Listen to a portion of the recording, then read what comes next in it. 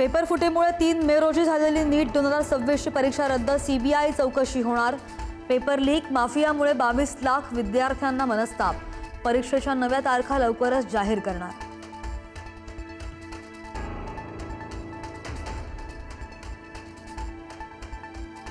पंतप्रधान मोदी 15 मे पासून युरोपातील 4 देशांच्या दौऱ्यावर।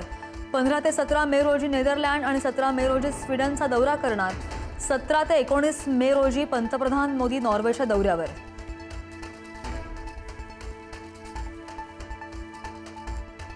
पंतप्रधान मोदींच्या काटकसरींच्या आवाहनावर राज ठाकरेंकडून टीका।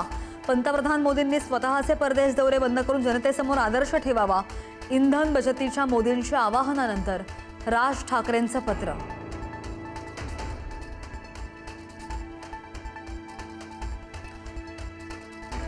याच काटकसरीच्या आवाहनानंतर शरद पवारांची सुद्धा पोस्ट। देशाच्या अर्थव्यवस्थेवर दूरगामी परिणाम होण्याची शक्यता, सर्वपक्षीय नेत्यांना विश्वासात घेऊन निर्णय घ्यावा, शरद पवार यांचं पंतप्रधानांना आवाहन।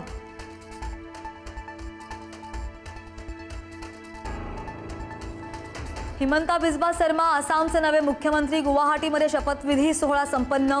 पंतप्रधान मोदींसह एनडीएचे अनेक ज्येष्ठ नेते उपस्थित होते।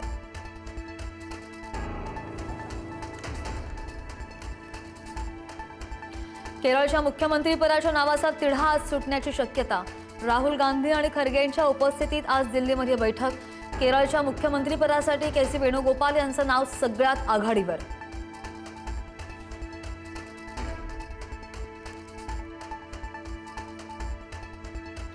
तामिळनाडूचे मुख्यमंत्री विजय यांचा निर्णयांचा धडाका। शाळा, कॉलेजेस आणि बस स्टॉप जवळची दारूची दुकानं हटवण्याचे आदेश।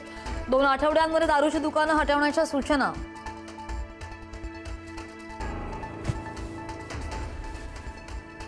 ईडी घेणार अशोक खरातला ताब्यात। 18 मे रोजी अशोक खरातला विशेष पीएमएलए कोर्टासमोर हजर करण्याचे आदेश। मनी लॉन्ड्रिंगच्या गुन्ह्याप्रकरणी फास घट्ट।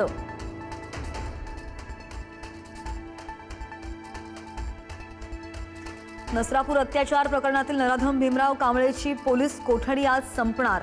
आरोपीला आज पुन्हा कोर्टात हजर करणार। पुणे पोलीस नराधमाची कोठडी वाढवून मागण्याची शक्यता।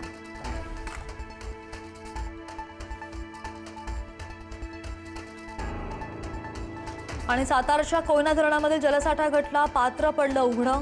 धरणातील पाणी कमी झाल्यानं धरणामध्ये बुडालेली जुनी मंदिरं सुद्धा दिसू लागली।